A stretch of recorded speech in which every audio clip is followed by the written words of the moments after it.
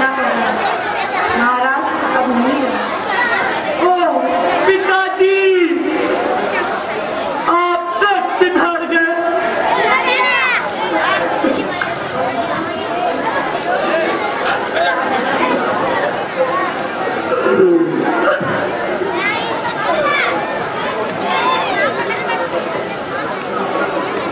मैं कितना भागा कि उनके अंतिम दर्शन भी नहीं कर सका। भाई राम और लक्ष्मण कितने भाग्यवान रहे जो पिता की सेवा का पुण्य कमा सके। आखिर उन्हें हुआ क्या था? नहीं, बस हाय राम हाय लक्ष्मण कहते हुए उन्होंने प्राण त्याग दिया। क्या अंतिम समय में भैया राम और लक्ष्मण भी उपस्थित नहीं थे? वो तो पहले ही वन को चले गए थे। उन्हीं के वियोग में उन्होंने प्राण त्याग दिया। हाय कैसा दुर्भाग्य कि 4 बेटों के होते हुए अंतिम समय में एक भी बात नहीं रहा। भैया राम ने ऐसा कौन सा पाप किया जो वन जाने को विवश हुए? बेटा, सच तो यह है कि महाराज ने रामचंद्र जी की राजसेना की तैयारी पूरी कर ली थी। भला वो बेचारी मंत्रा था जिसने समय पर मुझे सचेत कर दिया और मैंने पासा पलट दिया। आपके पासा कैसे पलटा? मुझसे महाराज ने 2 वरदान देने का प्रण किया था। अपने पहले वचन के अनुसार मैंने तुम्हारे लिए अयोध्या का राज्य मांगा और दूसरे वचनानुसार राम के लिए 14 वर्ष का वनवास। क्या बिना किसी विरोध के पिताजी ने आपकी बात मान ली? नहीं, उन्होंने मुझे बहुत फुसलाने की चेष्टा की, बहुत टालमटोल भी की, पर मैं अपने दोनों वरदानों पर अड़िग रही। आखिर विवश होकर उन्हें रामचंद्र जी को वन भेजना ही पड़ा। राम तो वन को चले और सीता और लक्ष्मण तो उनके साथ हो लिए। मैंने माँ होने के नाते अपना कर्तव्य पूरा किया। अब राज्य संभालो और शुभ हो। ओ माँ, ये तुमने क्या किया? भगवान ऐसी कुविचारी माँ की कोख से मुझे जन्म क्यों दिया? पिताजी, मुझे भी अपने पास बुला लो। आपके बिना अरे बेटा, जो होना था वो हो गया। अब रोने से क्या फायदा? दूर हो जा माँ, मुझे तेरी छाया से भी नफरत है। बेटा, क्या मेरे लिए तुम्हारे अंदर कोई मोह नहीं रहा? खबरदार जो मुझे बेटा कहा। तुम्हारी कोख से जन्म लेना ही मेरे लिए पाप है। प्रभु कैसी तेरी लीला है, कैसी तेरी माया। जिस माँ ने मुझे जन्म दिया उस माँ ने ही मुझे लुटाया। मेरी नेकी का फल देने का समय आया तो तुम बहकी बहकी बातें करने लगा। तुम्हें अपनी इस नेकी का फल तब मिलेगा जब भरत तुम्हारे सामने तरफ तरफ कर अपने प्राण दे देगा। तब तुम्हें भी ये मालूम हो जाएगा कि एक बेटे की जुदाई का दर्द क्या होता है। जरा सोचो बेटा, मैंने तुम्हें क्या से क्या बना दिया? एक और तुमने अपने पति को डसा, दूसरी ओर मुझ पर इतना बड़ा अमिट कलंक लगा दिया। तुम्हारे कारण लोग मुझ पर ताने कसेंगे। भविष्य में हर बुरे आदमी का उदाहरण देते हुए कहेंगे, इसने तो भरत को भी बातें दी। ओ हत्यारीन, पैदा होते ही मेरा गला क्यों नहीं घोट दिया? रघुकुल के महलों में कैसी पड़ती आग, वापिस जब पैदा हुआ फूटे मेरे बाल। राजगद्दी के मोहने नीति सभी बिसारी। इधर राम उधर भरत दोनों ने ठोकर मारी। भैया राम, मैं निर्दोष, मैं अपनी माँ के लोभ का शिकार बना। मुझे समझ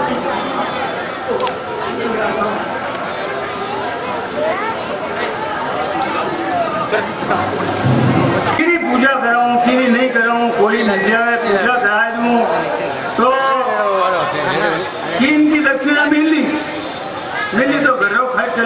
आज सुबह एक पंडित ने मने कोई यजमान नहीं मिली हो। देखो लगे मिले तो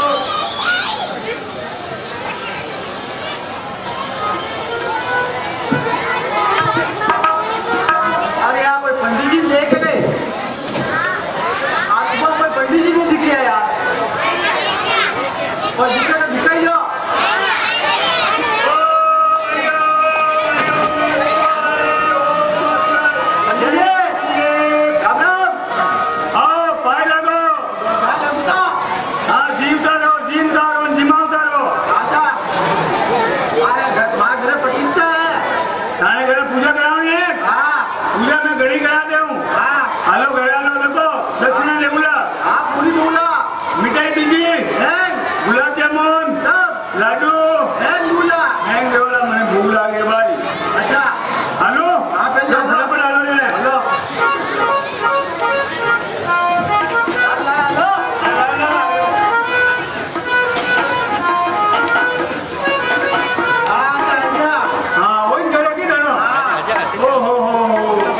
बहन जी घर में पहली मैं पूजा करा गए हो।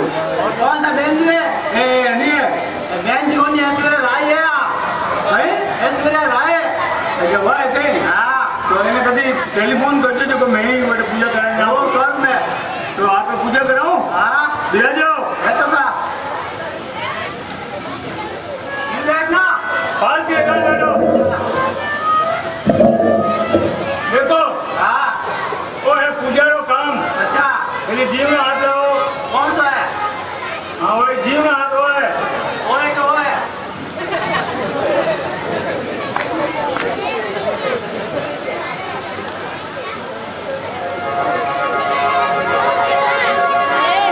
देखो है पूजा रो काम।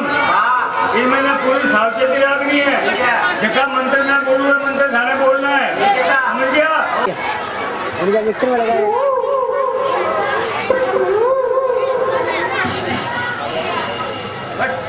लक्ष्मण तनिक देखो तो इन पशु पक्षियों पर क्या आपत्ति आई है?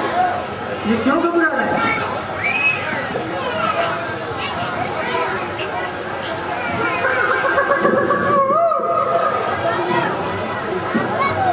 भैया सावधान हो जाइए। सूर्यवंशी झंडा आपने फड़फड़ा रहा है। लगता है हमारे लाडला भाई भरत अगली सेना लेकर आ रहा है। यदि भरत है तो हमें किस बात का डर? लगता है उसकी नीयत में खोट है। ये तुम्हारा वहम है।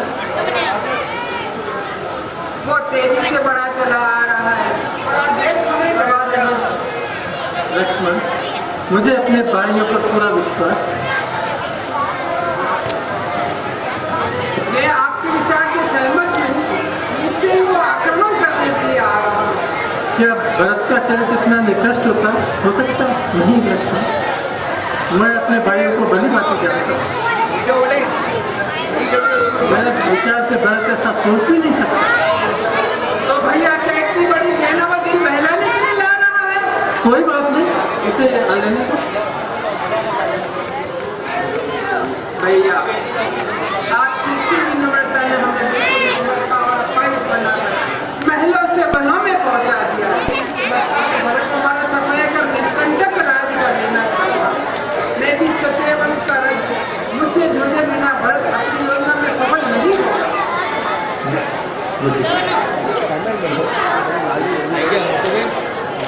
धैर्य से काम लो लक्ष्मण, भरत को समीप आ लेगा।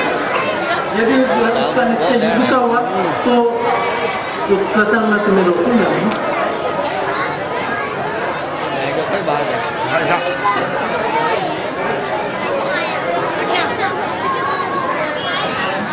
भैया राम भैया राम। वो तो अकेला भागा था।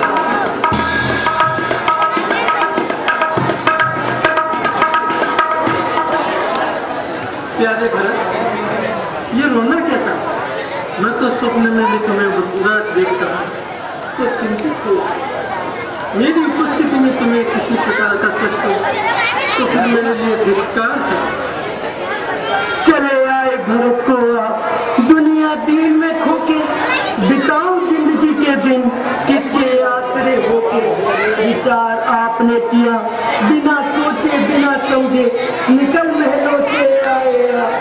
किसी के ना रुके रोके, किसी को दोष क्या दो, दोष है अपनी ही किस्मत के, ना सुनते आप भी कह रहा हूँ रो रो के।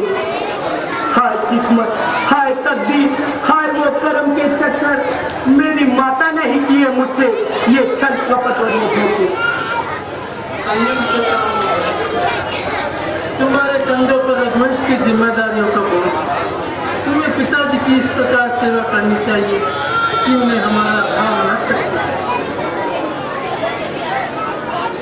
मैं ये कैसे मनो समाचार सुना कि पिताजी हम सबको अनाथ कर गए। क्या कहा?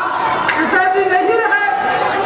रब कर सुरपुरी गवनु सुनावा, सुनि रघुनाथ दुसह दुख पावा, मरण है तू निज नेह विचारी, बेअति विकल दीन दुर्गारी।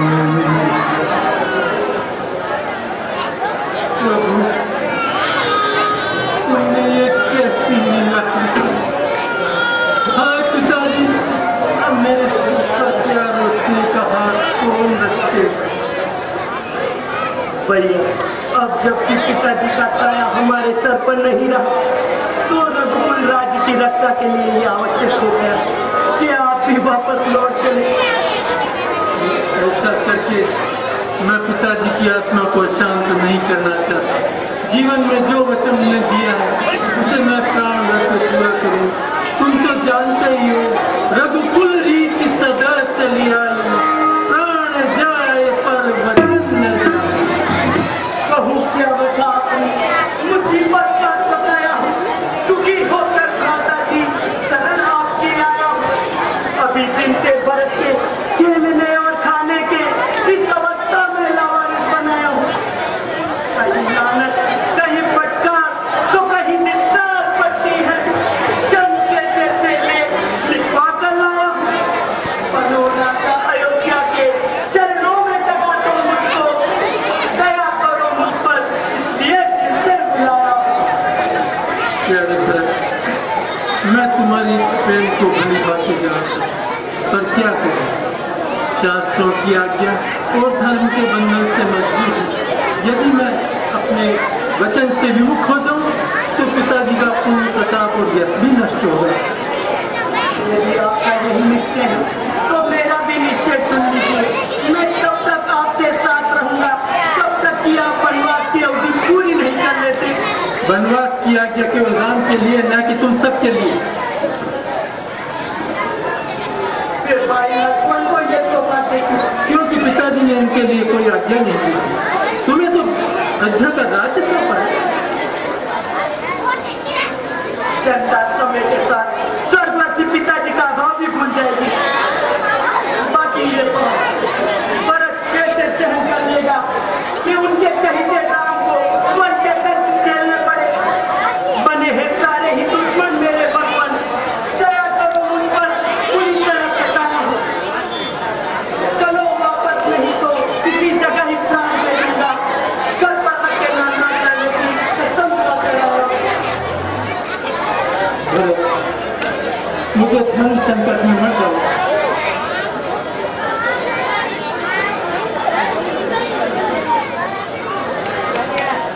मुझे विश्वास है कि तुम अपनी प्रशासनिक सेवा से जनता का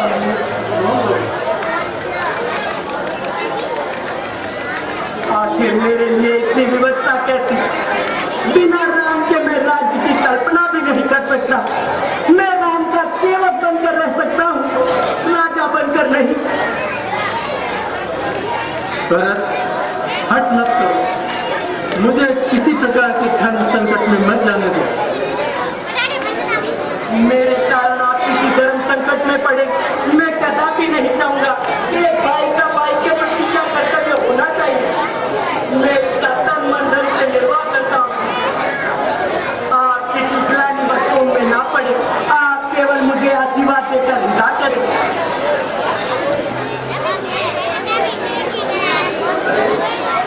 देखिए भरत, तुम तो इस कठिन पक्षी में भाग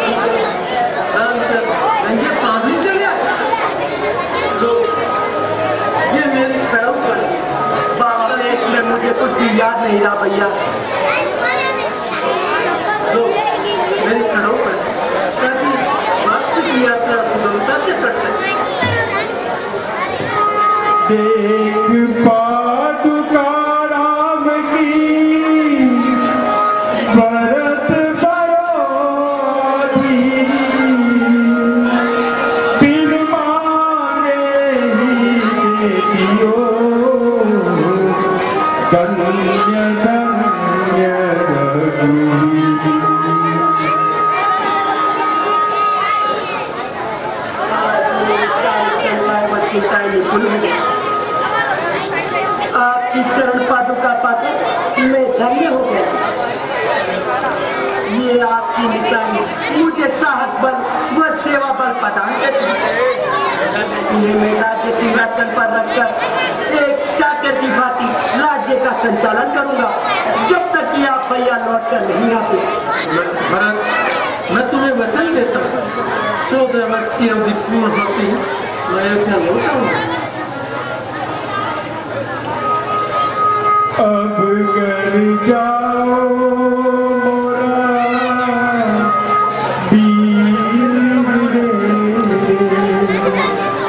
भरत भैया, अब घर जाओ मोरा अब घर